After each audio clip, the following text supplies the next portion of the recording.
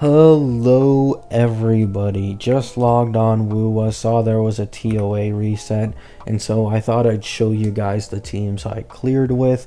Now the Hazard Tower, yes of course, I just completely breezed through it with my Zanny Phoebe and my Augusta. I don't know why anyone would be surprised. I saved my Zanny for these last two floors because the first two floors have increased Spectro Res. So yeah, just ran the Augusta Mort combo, and then the Zanny Phoebe combo. Easy clear for the Hazard Tower.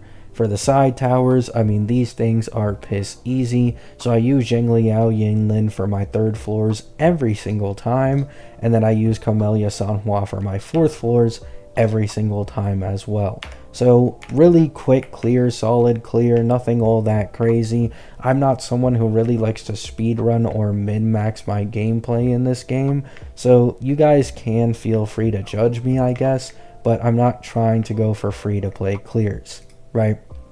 Now, the main reason why I wanted to make this video talking about the TOA reset and as well as my own clear is because I actually got recommended a video from one of the guys' videos I reacted to when I made my own video where I was talking about Wuwa endgame difficulty and how it was basically HSR level, if not worse, right? Like time period versus time period, HSR could probably clear more easily with 4-star only as compared to Wuwa.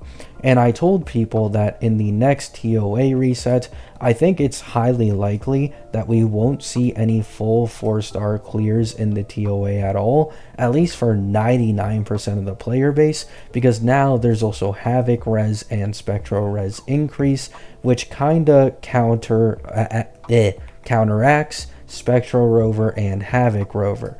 So this Muyan GCH content creator who has been doing free-to-play, teams clearing endgame content for a long time now as their main content. I mean, in the recent video, they're using Zhang Liao, right? They're using Zhang Liao with Yuno's signature weapon. So I have to say, if that ain't telling, I don't know what fucking is. Wuwa officially seems to have more difficult endgame content, time period versus time period, to HSR, as crazy as that sounds. Now, this isn't me defending HSR, because I get really sick of it every time people misunderstand when I bring this point up. It is that everybody treats HSR very badly because of its power creep and HP inflation and its difficulty in endgame content, and you have to keep the same energy when the endgame content is just as difficult, if not more, in Wuwa, time versus time against HSR, right? Keep the same fucking energy. The endgame content is just as fucking difficult. It's the same way I wouldn't defend the new HP inflation coming up in HSR 3.7. It is absolutely fucking disgusting, even if there is a boss that has a mechanic that you can take very good advantage of. Does not change how shit the HP inflation is, and that shouldn't even be allowed. I will treat both games the exact same way, right?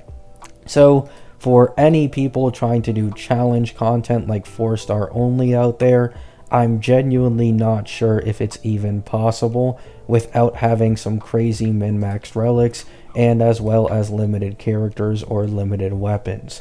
But, it would be cool to see someone out there do that, right? So yeah, aside from that, a lot of people said I was spreading misinformation with my Wuwa poll count, but that doesn't seem to be the case. The Wuwa poll count seems pretty decently accurate, actually, and they decreased the Asterite that you get from the main event this patch. It's 800, while usually before it's always been 1,000.